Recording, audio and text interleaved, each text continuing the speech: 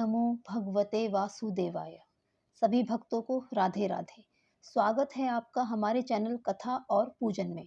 तो इसी के साथ शुरुआत करते हैं आज की कथा कामिका एकादशी। एक बार नारद जी ने ब्रह्मा जी से पूछा था कि हे पितामह, श्रावण मास के कृष्ण पक्ष की एकादशी का क्या नाम है, क्या विधि है और उसका महात्म्य क्या है? यह जानने की मेरी बड़ी इच्छा है। कृपा पूर्वक कुछ बतलाइए। ब्रह्मा जी ने कहा, हे देवर्षि नारद, लोक कल्याण की भावना से तुमने बहुत ही अच्छा प्रश्न किया है। अब मैं तुमको जो पावन कथा कहता हूँ उसे सचेत होकर सुनो। श्रावण मास के कृष्ण पक्ष की इस एकादशी का नाम कामिका और दूसरा पवित्र है।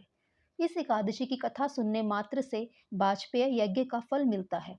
इस दिन शंख चक्र गदा पद्मधारी भगवान विष्णु का पूजन होता है। इनके श्रीधर, हरि, विष्णु, माधव, मधुसूदन आदि अनेक नाम हैं। उनकी पूजा का फल सुनो।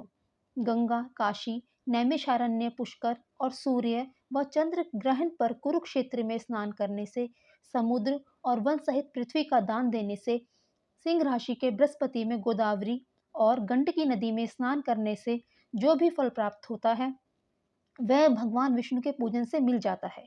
जो मनुष्य श्रावण में भगवान का पूजन करते हैं वह देवताओं, गंधर्वों और सूर्य आदि सभी की पूजा कर लेते हैं। हे नारद, भीषण पापों के कीचड़ में फंसे हुए और संसार रूपी समुद्र में डूबे हुए मनुष्यों के लिए कामिका एकादशी का व्रत ही उद्धार करने वाला है। विष्णु भगवान रत्न, मोती, मणि तथा आभूषण आदि से उतने प्रसन्न नहीं होते जितने तुलसी दल से होते हैं। तुलसी दल अर्पण का फल 4 भार चांदी और स्वर्ण दान के बराबर है। जो मनुष्य भगवान के चरणों में तुलसी अर्पित करता है वह मुक्त हो जाता है।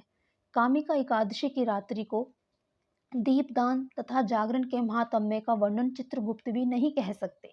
जो मनुष्य इस एकादशी की रात्रि को भगवान के मंदिर में दीप जलाते हैं उनके पितर स्वर्गलोक में सुधा पान करते हैं। जो गौशाला में घी या तिल के तेल का दिया जलाते हैं वह 100 करोड़ दिए युक्त होकर सूर्यलोक को जाते हैं। व्रत करने पर तो सभी कामनाओं की पूर्ति होती ही है। इस कामिका एकादशी के महात्म्य को श्रद्धा पूर्वक पढ़ने या सुनने के बाद सभी समस्त पाप नष्ट होकर विष्णुलोक की प्राप्ति होती है। तो इसी कथा के साथ सभी भक्तों को राधे राधे।